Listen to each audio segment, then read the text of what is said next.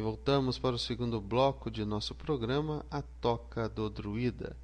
E antes de iniciarmos a nossa conversa sobre o primeiro tema desta noite, quero lembrar a todos que o nosso e-mail é tocadodruida@gmail.com e peço de coração que você envie sugestões, envie quais temas você quer ouvir em nosso programa, envie críticas e nos ajude a melhorar o programa, pois ele é feito para todos vocês, ok? Contamos com o apoio e a colaboração de todos.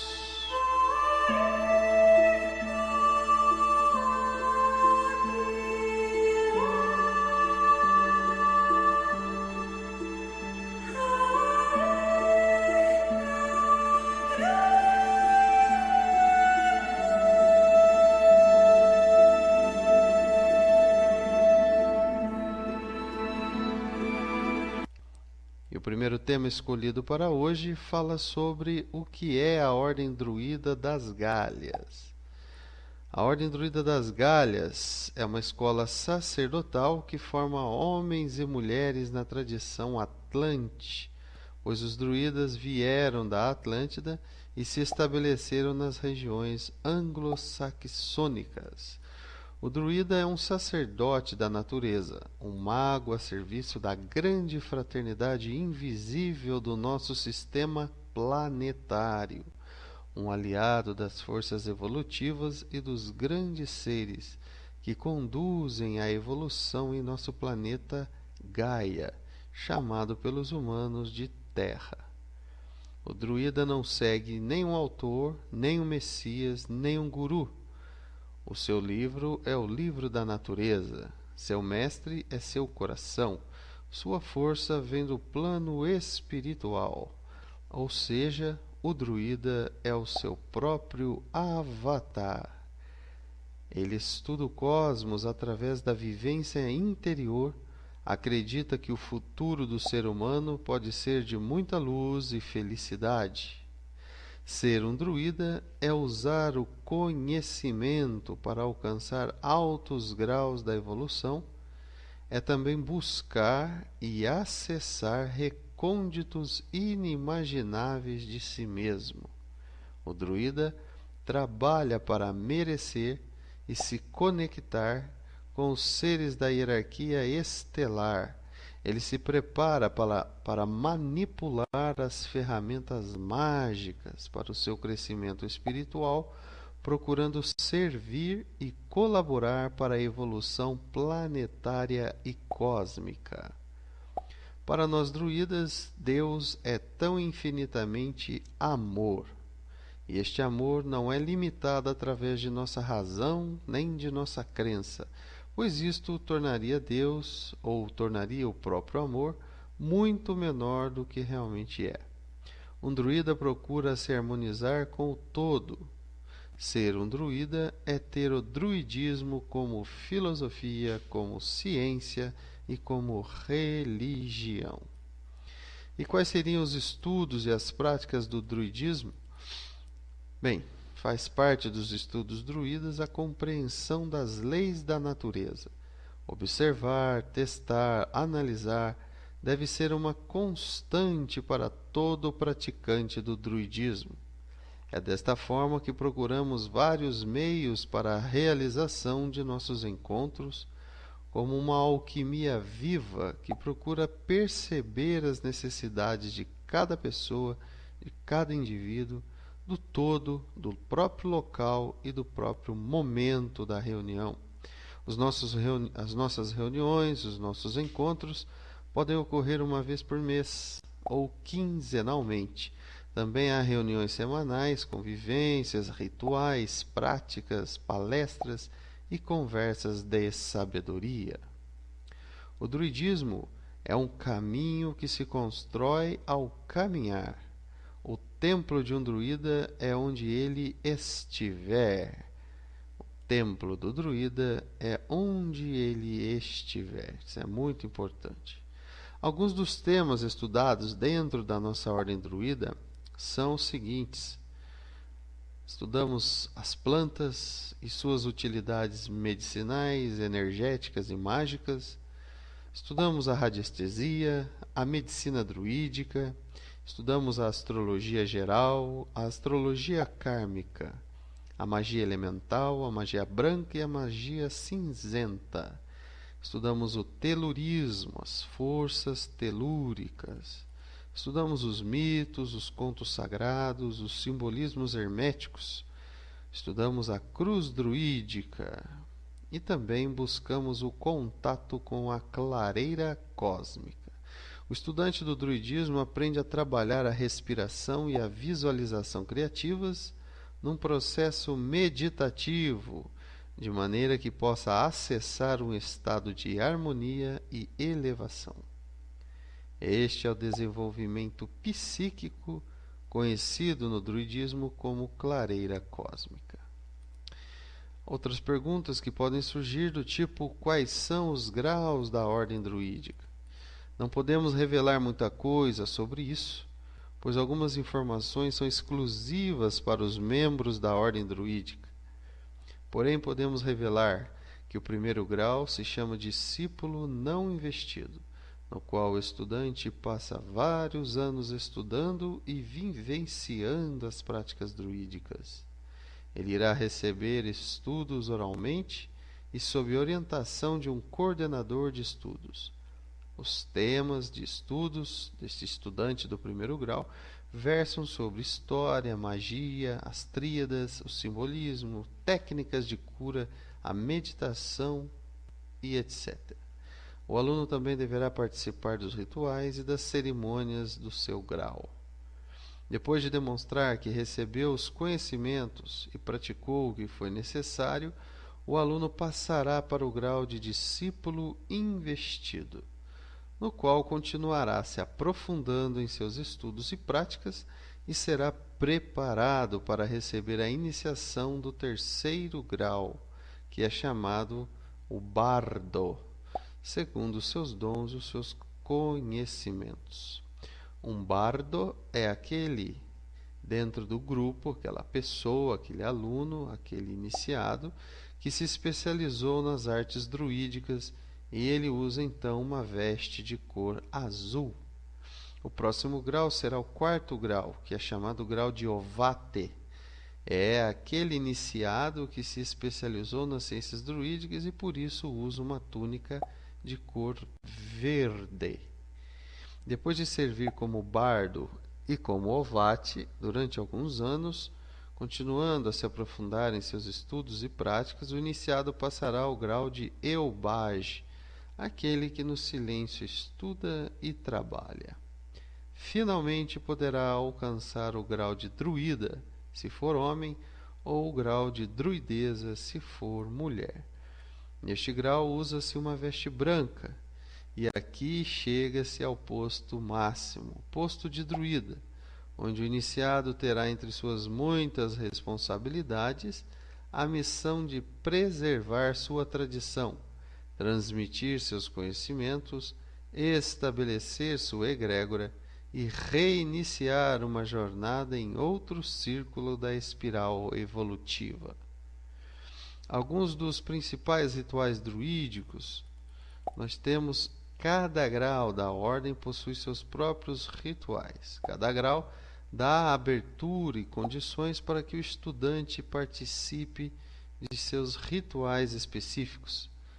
Dentre alguns que podemos citar aqui, temos a cerimônia dos solstícios e as cerimônias dos equinócios, o ritual de proteção solar, o ritual de proteção lunar, o ritual de ajuda espiritual, o ritual de casamento, o ritual de noivado druida, um ritual fúnebre, os ritos de Chamain, Imbolc, Lugnazad e Beltane, entre outros tantos que não podemos citar aqui, pois são rituais secretos revelados apenas aos membros da ordem. É isso aí, meus amigos. Vamos para um rápido intervalo e já já voltaremos.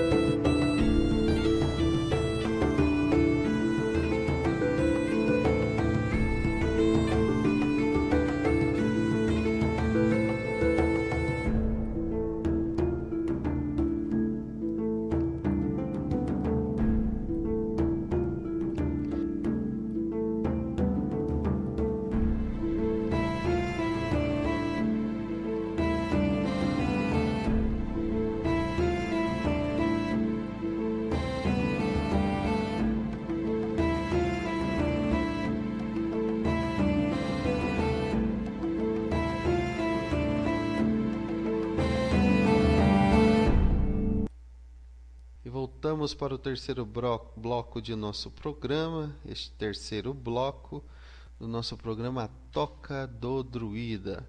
E antes de falarmos sobre o segundo tema desta noite, quero lembrar a todos que o nosso e-mail, para que você envie suas sugestões, envie quais temas você quer ouvir em nosso programa e também para enviar as suas críticas e demais solicitações e assim nos ajudar na melhoria de nosso programa. O nosso e-mail é tocadodruida@gmail.com.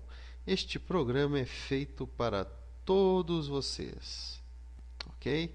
Contamos com o apoio e a colaboração de todos. Bem, o segundo tema escolhido para hoje fala sobre qual é a visão druida sobre a morte.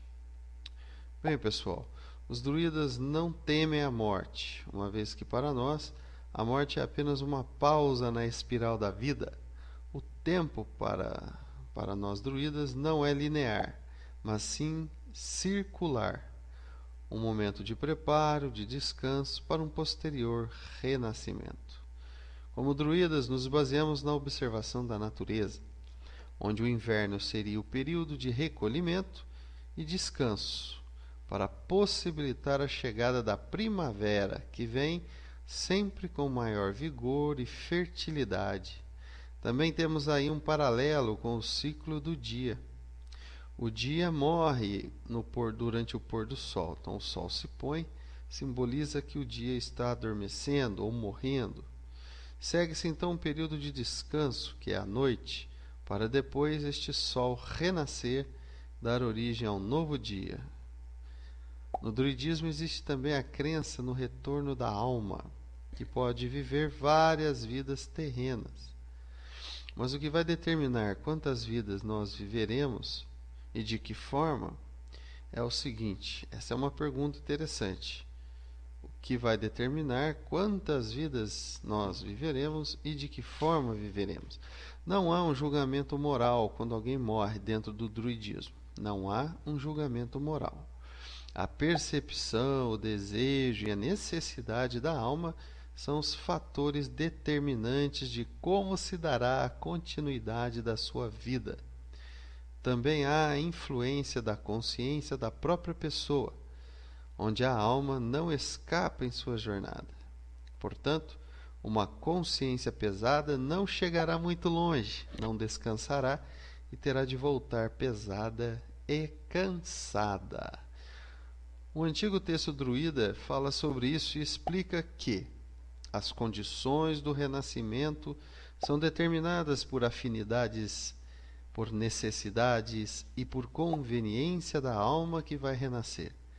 Depois de deixar este mundo, a alma faz uma viagem, atravessa diversas etapas, recapitulando experiências, fazendo reflexões, abandonando aquilo que lhe pesa, observando o melhor e aprendendo a desejá-lo.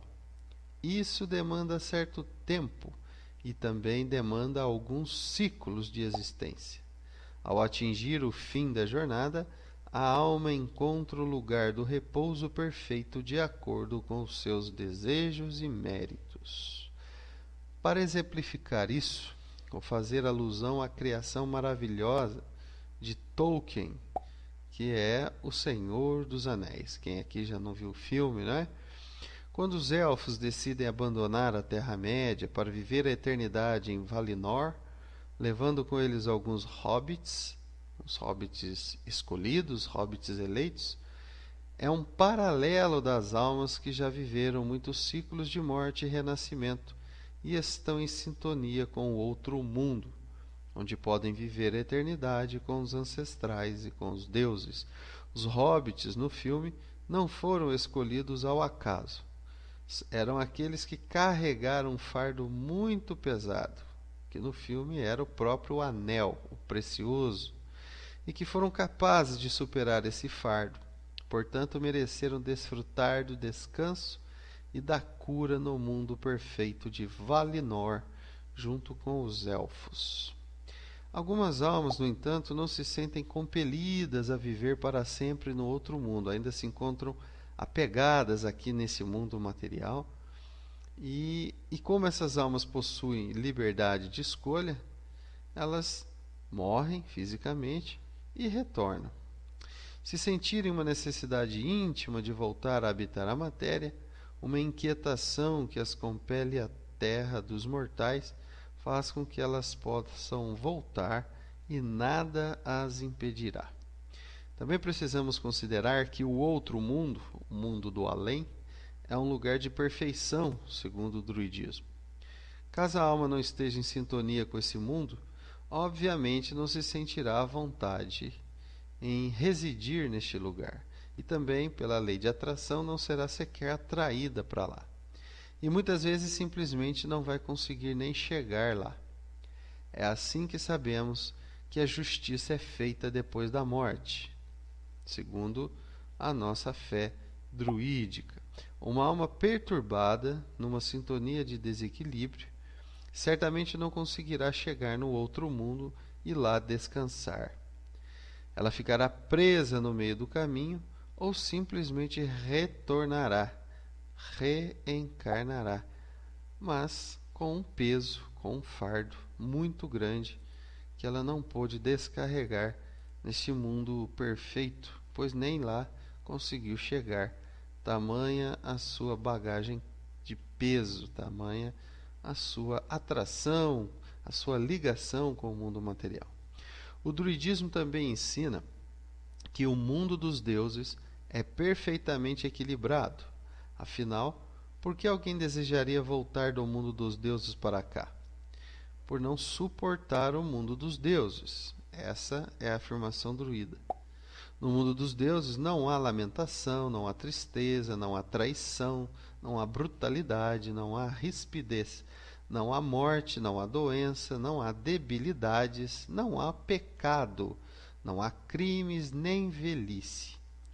Se houver no seu espírito qualquer sinal de alguma dessas coisas, isso significa que você ainda não está pronto para o mundo dos deuses. Você desejará voltar e voltar e voltará 3 vezes. Voltar, voltar e voltará. Para enfrentar e vencer tudo o que o torna incompatível com o gênero de existência que os deuses possuem e ainda não pode ser o seu gênero. Então nós estamos aqui na matéria, no corpo físico, aprendendo a conviver com a matéria e purificando este nosso ser de maneira que ele se torne compatível com o mundo dos deuses e lá permaneça após a morte física. Imagine que há uma dor profunda na sua alma. Uma dor profunda na sua alma. Imagine. Se você entrasse na eternidade com essa dor, ela não se transformaria em júbilo. Ainda que a dor não possa existir com os deuses, ela existe em nós, enquanto humanos ainda carentes de evolução e aperfeiçoamento. E se entrássemos nesse mundo perfeito com essas dores estariam eternamente nos acompanhando. Então, pela lei de ação e reação, pela lei de atração, é por isso que as almas que ainda possuem muita dor, muita carga pesada, não conseguem ficar lá. E essas almas retornam para o mundo da matéria. Também é importante ressaltar que o conceito de renascimento no druidismo é diferente do conceito de renascimento difundido nas diversas correntes espiritualistas, que inclusive usam a palavra reencarnação, o que é uma forma de renascimento. Sobre essa questão, o druidismo diz que esta é a diferença entre o renascimento celta e, digamos, o renascimento espírita. No primeiro, o renascimento celta, não há uma ênfase na necessidade de fazer reparações. O importante é a vontade de voltar para realizar outras coisas, provar a própria força, passar por novas experiências, aprender ainda mais. A alma então é impulsionada para a frente pelo desejo de aprender, de evoluir. E por isso também estamos aqui encarnando, diferente do ensinamento espírita, que coloca a encarnação como uma espécie de punição ou obrigação. Na concepção druida, há um eterno intercâmbio de almas entre o mundo dos vivos e o mundo dos mortos, chamado no druidismo de o outro mundo. O conto druida de Peredur Ab Efrauk, do Mabinogion, que é uma coleção de mitos celtas do país de Gales, é uma metáfora para esse intercâmbio de almas entre os mundos. Um trecho desse conto diz o seguinte, vamos apresentar para vocês aqui. Um dia, quando cavalgava, Peredur viu 2 rebanhos de ovelhas que pastavam nas margens de um rio. O rebanho de uma das margens era branco e o rebanho do outro lado do rio era preto. Quando uma ovelha branca balia, uma preta atravessava o rio e aparecia branca do outro lado. Quando uma ovelha preta balia, uma branca atravessava o rio e saía preta do outro lado. Quando uma alma morre aqui, ela nasce no outro mundo. Quando uma alma nasce aqui, é porque morreu no outro mundo. Essa é a lei do equilíbrio entre os mundos, o ciclo da vida, que vemos exemplificada nesse mito celta das ovelhas que contamos para vocês agora há pouco. Uma pequena observação se faz necessária aqui. O nosso corpo físico é a expressão visível da alma e surge dela, e não o contrário. O druidismo ensina que a nossa alma não vai habitar um corpo quando ele for concebido, nem quando, nem após ele ser concebido, mas é o contrário, pois que é a nossa alma que primeiro cria esse corpo físico para ser a sua expressão visível. Então, muitas vezes, a gente pode ter a percepção, a crença, de que a nossa alma espera um corpo ser criado para encarnar. O druidismo ensina que é o contrário. Todos nós criamos astralmente esse corpo que nós hoje temos, físico, né? E só depois que esse corpo foi gestado, pronto, preparado, é que essa alma encarnou, renasceu. Bem, vamos para um rápido intervalo e já já voltaremos.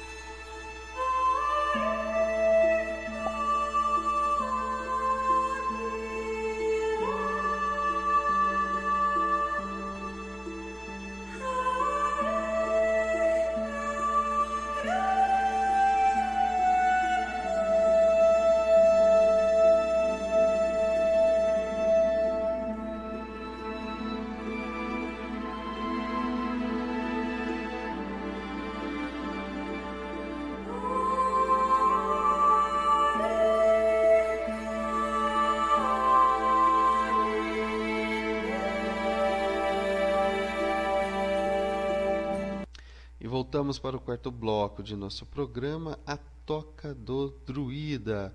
E agora quero lembrar novamente a todos vocês o nosso e-mail, para que vocês gravem este e-mail neste primeiro programa e não esqueçam mais. Nosso e-mail é tocadodruida@gmail.com. Envie suas sugestões, envie quais temas você quer ouvir em nosso programa. Envie suas críticas e nos ajude a melhorar o programa. Ele é feito para todos vocês, ok? Contamos com o apoio e a colaboração de todos. Bem, o terceiro tema escolhido para hoje fala o seguinte: para o druidismo, o que ocorre após a nossa morte? Uma das perguntas que mais ouço ao informar que a minha religião é o druidismo é a seguinte: para vocês druidas, o que acontece depois da morte? O que acontece depois da morte, segundo o druidismo?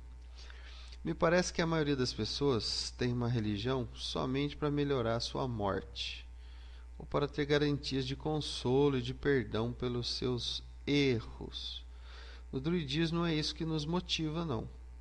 A nossa religião não serve para essas coisas, ao contrário, serve para melhorar as nossas vidas, para nos fazer perceber que somos responsáveis pelos nossos atos e, portanto, pelo nosso destino. Em nossa crença, não há um Deus 100% bom para nos perdoar eternamente, porque isso poderia nos induzir a errar eternamente. Afinal, sempre erraríamos e sempre teríamos o perdão. No druidismo, se erramos, receberemos as consequências desse erro. Em nossa crença também não existe um Deus 100% mau para nos induzir ao mal, ao erro, para nos punir e nos livrar das responsabilidades de nossos atos. Nós somos os responsáveis pelo que nos acontece, tanto as coisas ruins como as coisas boas. Mesmo as bênçãos recebidas virão por merecimento, tanto quanto as maldições. Estamos sujeitos à lei da ação e reação. E esta lei opera tanto no aqui e no agora, quanto no depois de nossa morte. Não somos marionetes de deuses nem de espíritos. Os nossos deuses são os nossos ancestrais falecidos. Os deuses que nós druidas acreditamos são os nossos próprios ancestrais falecidos. São os espíritos da natureza e também são os seres poderosos e puramente espirituais. E com qualquer uma dessas deidades não existe a relação de dominância nem de subserviência, mas apenas de respeito e honra. Os nossos deuses são seres com os quais podemos contar quando precisamos de proteção, ajuda e inspiração. Mas se agirmos desonrosamente, conosco mesmos ou com os outros seres que para nós são os nossos irmãos, eles não hesitarão em nos dar as costas e deixar que soframos as consequências dos nossos atos pelos nossos próprios méritos. E sobre a pergunta sobre o que acontece depois da morte, para nós druidas a alma pode viver muitas vidas sim. Não há julgamento, não há recompensas nem punições como ensinam as religiões modernas. No entanto, existe o efeito da consciência de cada um baseada na vida com honra, com virtudes ou não. O destino de todas as almas, para nós druidas, é o outro mundo.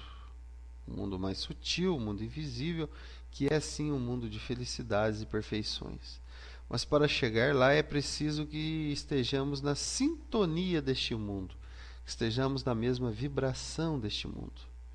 E chegando lá, temos um período de desfrute, de descanso, de cura, ao lado de nossos ancestrais, almas amigas e também dos nossos deuses.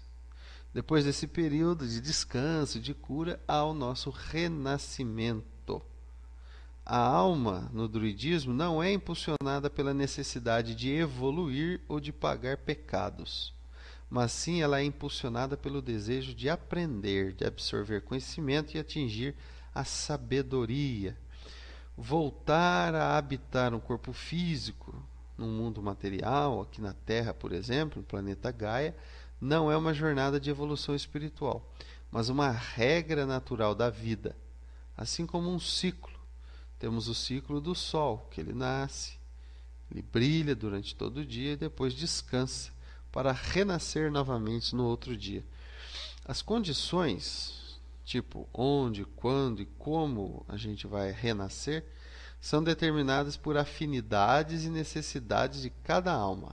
Não existe uma pessoa te mandando ali ou aqui para encarnar, mas tudo é regido pela própria lei de atração.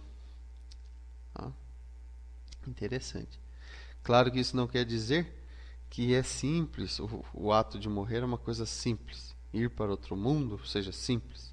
Ser feliz e renascer, onde bem se entende, seja uma coisa simples. Não. E aqui chegamos a uma outra pergunta muito importante. Tá? Então, está claro aí que o renascimento no mundo da matéria, no corpo físico, depende da nossa atração, do nosso desejo e da nossa sintonia energética. Uma outra pergunta importante que as pessoas fazem sobre o druidismo é: e a justiça para aqueles que cometeram crimes, tiveram uma vida de desonra, etc. Como é que fica? Bem, as almas em desequilíbrio, que são essas que cometem crimes, desonras, etc., praticam ações sórdidas, enfim, elas terão sim consequências muito severas quando morrerem, ou seja, quando deixarem o corpo físico nessa passagem, né, nessa transição. Mas essas consequências severas não virão dos deuses. Não existem seres que nos punem, anjos, deuses, não existem. Segundo o druidismo, os deuses não julgam e, portanto, não condenam, e também não têm o que perdoar em nós. As consequências da vida desequilibrada virão na forma de uma imensa dificuldade em alcançar o destino das almas, que é o outro mundo, o mundo perfeito, e descansar nessa terra de eternas celebrações, de alegria e de paz. Então essa alma vai ter muita dificuldade em fazer essa viagem e chegar até outro mundo. Ela sempre irá parar no meio do caminho e retornar, renascer, e renascerá com toda aquela carga, com todo aquele peso, né? A grosso modo, podemos dizer que a alma pesada, cheia de vícios, cheia de erros, de crimes, desonras, não consegue seguir a jornada rumo ao outro mundo.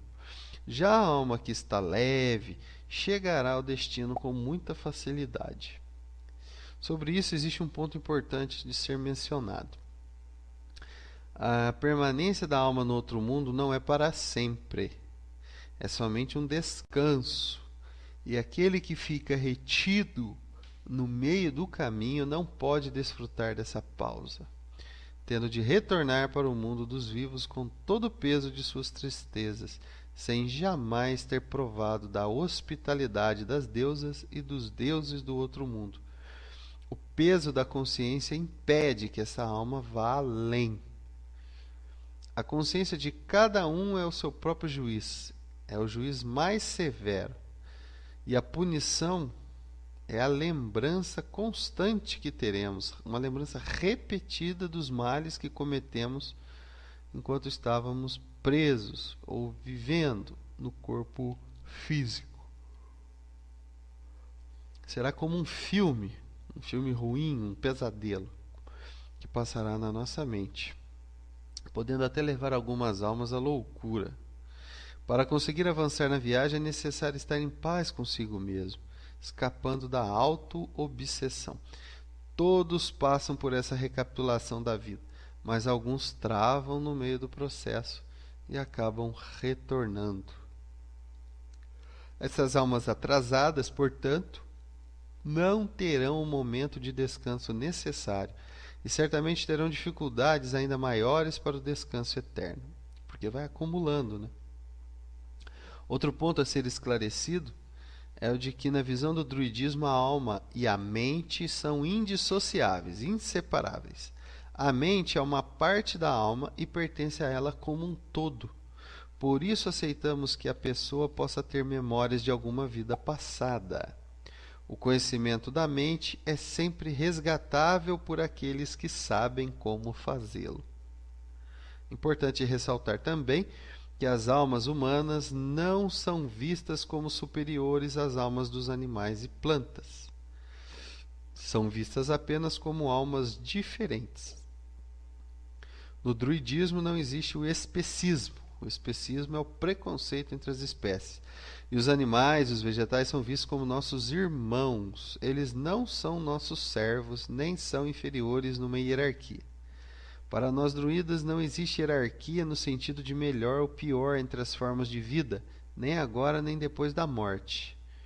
Por esse motivo, a alimentação do druida deve ser feita sempre de forma consciente. Nós druidas não obrigamos ninguém a ser vegetariano, porém comemos carne com muita moderação, pouquíssima carne animal, e sempre lembramos de honrar os espíritos que morreram para nos alimentar. É a famosa oração, né? Quando nós comemos, agradecer aquele ser que doou a sua vida para nos alimentar, seja ele animal, seja ele vegetal. Então nós agradecemos a todos esses seres em nossas alimentações, né? Os grãos, os frutos, nós temos que agradecer as árvores. O antigo texto druida diz: a morte nada mais é do que um local onde as almas se detêm apenas o suficiente para serem curadas com fumaças purificantes, abanadas pelas asas brancas dos ventos sagrados, até se tornarem mais brancas do que os cisnes das lendas, mais brancas do que as gaivotas das ondas. A morte não é esquecimento, é uma jornada pela purificação, pela cura e pela transformação. Nós encontraremos novamente os nossos entes amados. Essa é a lei da existência. O antigo texto druida também diz: de alguma forma, toda espiritualidade envolve ensinamentos éticos, e a diferença é que, enquanto a maioria das religiões não pagãs busca uma recompensa ou um castigo no pós-vida, indo para o céu ou indo para o inferno, ou até mesmo reencarnando, transcendendo a existência, as espiritualidades pagãs, ou melhor, essas são as espiritualidades não pagãs, que buscam a recompensa ou o castigo, né? Então, por exemplo, a religião cristã, a Igreja Católica, muitas igrejas evangélicas que ensinam que os bons vão para o céu e os maus vão pagar, vão ter o castigo no inferno. As religiões pagãs, que eles nos chamam de pagãos, né? Como o druidismo, por exemplo, buscam um sentido ético no mundo, um sentido ético na vida material, no sentido de colher o que plantamos, tanto na terra, que nessa vida material, como também no além-vida, num outro mundo, né? E assumir, então, todos nós assumimos a responsabilidade pela nossa existência aqui no plano material, pois as nossas almas são ligadas ao mundo e a ele podemos voltar um dia. Se voltamos aqui, é porque ainda temos uma conexão e uma atração com esse mundo material. Bem, meus amigos, estes foram os 3 temas abordados aqui em nosso primeiro programa. Estamos chegando ao final. Estamos felizes com a sua companhia nesta primeira transmissão aqui na Rádio da Terra. E vamos aproveitar para responder as perguntas que os nossos ouvintes enviaram durante essa semana pelo e-mail tocadodruida@gmail.com. Aproveitar também para anunciar a todos que no final do mês de abril, na última quarta-feira do mês de abril, não teremos o programa Toca do Druida, pois estaremos realizando o 4º seminário internacional online de UFO-Arqueologia. Esse 4º seminário estaremos apresentando para os alunos que dele participam. Estamos convidando todos vocês a entrarem no site da Rádio da Terra e se matricularem nesse 4º seminário, a 4ª aula desse seminário de UFO-Arqueologia, onde abordaremos os temas da própria UFO-Arqueologia, que são as civilizações extraterrestres em contato com a humanidade antiga. Falaremos também nesse 4º seminário sobre o Papa, o Vaticano e as suas ações em favor e em apoio aos reptilianos. Vamos mostrar imagens, documentos, também mostraremos vídeos dos encontros dos papas com os chefes dos famosos Illuminates. Esse 4º seminário promete bastante. Não percam, façam a sua matrícula. Quem não participou do primeiro, segundo e terceiro poderá participar do 4º seminário sem problema algum. Ok?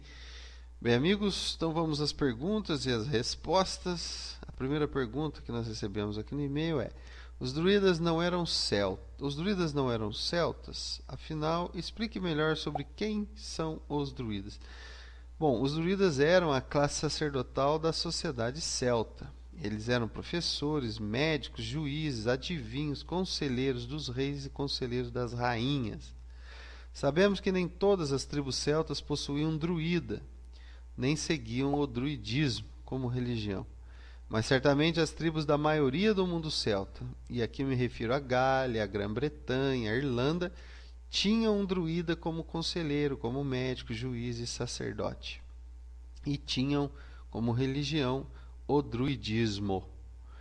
Hoje em dia, no entanto, os modernos druidas não possuem necessariamente a etnia celta, da mesma forma que não é necessário ser hebreu para seguir judaísmo, cristianismo, e nem é obrigatório ser hindu para seguir o budismo ou Vedanta, né? Então, todos hoje podem seguir o druidismo. Segunda pergunta diz o seguinte: os druidas construíram Stonehenge? Bem, Os celtas e os druidas chegaram às Ilhas Britânicas por volta do ano 700 antes de Cristo. Isso é o que se tem notícia através das pesquisas arqueológicas. Stonehenge foi construído por volta do ano 2000 a.C. Os druidas realizaram cerimônias em Stonehenge, mas já o encontraram ali. Uma antiga tradição oral ensina que Stonehenge foi erguido por uma super raça marítima vinda do Oceano Atlântico. Os druidas, quando ali chegaram, já encontraram então Stonehenge e usaram ali como templo para os seus rituais, né? Temos também aqui uma outra pergunta sobre Allan Kardec. Allan Kardec foi o fundador do movimento espírita francês. Ele era um druida? Esse é um equívoco muito comum que frequentemente associa o espiritismo kardecista ao druidismo. Não existe nenhuma relação entre essas duas correntes religiosas, tá? Druidismo e kardecismo. Ao codificar o espiritismo, o Allan Kardec, o nome verdadeiro era Denisard Hippolyte Léon Rivail, ele adotou um outro nome, um nome místico, um nome esotérico, né? Um nome iniciático, vamos dizer assim, que é o nome Allan Kardec, porque ele queria permanecer no anonimato. Ele era um pedagogo, ele era um professor, ele era formado em pedagogia e filosofia, e se ele usasse o nome civil dele nas suas publicações, ele poderia ter problemas muito sérios, porque ele era professor, trabalhava em institutos de educação. Então o nome Allan Kardec também serviu para proteger a sua verdadeira identidade. Um dos espíritos que estaria passando as informações sobre a doutrina para o Allan Kardec teria lhe aconselhado a usar este nome, Allan Kardec, né? Porque aí sim, segundo esses espíritos, em uma de suas encarnações anteriores, onde Kardec teria encarnado na Gália pré-romana, ele foi sim, em outra encarnação, um sacerdote druida, e o seu nome lá era Allan Kardec, né? E era o nome que ele recebeu, o nome que ele usava como sacerdote druida. Vale sempre lembrar aqui que os celtas não eram reencarnacionistas iguais aos espíritas atualmente, né? Esses espíritas atuais que se dizem da linhagem de Allan Kardec. O reencarnacionismo druida celta ele é diferente do reencarnacionismo espírita. Para os celtas, a alma podia viver muitas vidas, sim, mas não havia o conceito de karma, como não há ainda, né? No druidismo também o conceito de karma, nem as recompensas e punições como se ensina no espiritismo cristão. Para os celtas não havia julgamento, nem uma ênfase na necessidade de fazer reparações ao reencarnar. A ênfase era em passar por novas experiências, e o impulso da alma não era o dever imposto por um karma, mas sim o desejo e a necessidade natural de reviver até entrar em sintonia com o mundo dos deuses. Ok? Então esperamos que tenhamos respondidos aí. Allan Kardec é o nome que ele recebeu, que era o nome que ele já usou em outra encarnação, quando aí sim ele foi sacerdote druida. Outra pergunta diz aqui, ó, os celtas eram matriarcais e cultuavam uma deusa única? Esse também é um erro muito comum e muito observado em livros sobre a Wicca, religião criada por Gerald Gardner. Gerald Gardner foi membro da AOD, Ancient Order of Druids, que é a antiga ordem dos druidas, né? Ele criou a Wicca baseado em informações apresentadas a ele pelo seu amigo Ross Nichols, que foi o criador da OBOD, né? A ordem dos bardos, ovates e druidas, que ainda está ativa hoje em Portugal. Também baseado em elementos da maçonaria, bruxaria tradicional, nos trabalhos de Margaret Murray sobre a suposta religião paleolítica que dominava toda a Europa e tinha como principal divindade uma deusa-mãe. Então o Gerald Gardner unificou tudo isso, né? As crenças obódicas, o que ele aprendeu no druidismo, enfim, ele criou a Wicca, uma mistura de todos esses elementos, inclusive elementos da maçonaria e tal. Essa mistura toda resultou numa religião interessante e atraente para os nossos dias, mas também gerou uma confusão gigante, pois insinua que os celtas adoravam uma deusa-mãe. E essa ideia é demonstrada no romance As Brumas de Avalon. Mas olha, pessoal, isso nunca foi verdade, tá? O druidismo, ele não possuía a crença num Deus único nem numa deusa mãe única. Os druidas eram politeístas, sempre foram e ainda são. Isto é, o druidismo possui inúmeros deuses e também deusas dentro do seu panteão teológico, né? Vamos chamar assim. Com a peculiaridade de que nenhum desses deuses, nenhum dessas deusas era um Deus Pai, nem uma deusa Mãe absolutos, chefes maiores do que o outro, né? Isso era muito comum entre os gregos, entre algumas tribos sumérias, até mesmo algumas tribos nômades lá hebraicas, né? Na Grécia, por exemplo, Zeus era o deus dos deuses e Hera era a deusa das deusas. No druidismo não existe isso. Os deuses druidas eram tribais e associados ao lar, ao clã, ao local, à paisagem. Não havia uma deusa mãe suprema no panteão druida, né? Aliás, as deusas celtas desempenhavam em sua maioria o papel de guerreiras ou esposas indomáveis, esposas independentes, que não se submetiam às brutalidades dos maridos, né? E elas curtiam, usufruíam a sua vida com liberdade. A deusa mãe da Wicca é a natureza personificada. No panteão celta, nenhuma deusa representava a natureza como um todo, mas sim os aspectos isolados dela, né? A sociedade celta não era matriarcal. Isto seria absolutamente inviável para uma sociedade guerreira como a sociedade celta. Quando muito, podemos dizer que elas eram matrilineares. Então, não eram sociedades matriarcais, mas eram sociedades matrilineares. O que quer dizer isso? Os filhos recebiam o sobrenome da mãe ao invés de receber o sobrenome do pai. Mas poucas tribos adotavam esse processo. Em geral, quem recebia o nome da mãe eram as próprias mulheres. Muito bem. Chegamos ao final de nossa primeira transmissão aqui na Rádio da Terra. Nosso e-mail, eu repito, é tocadodruida@gmail.com. Agradecemos a todos e contamos com a sua participação e audiência em nosso próximo programa. Lembrando que o programa A Toca do Druida é de apresentação semanal toda quarta-feira às 21 horas. Grande abraço e na paz do bosque nos despedimos. Fiquem em paz.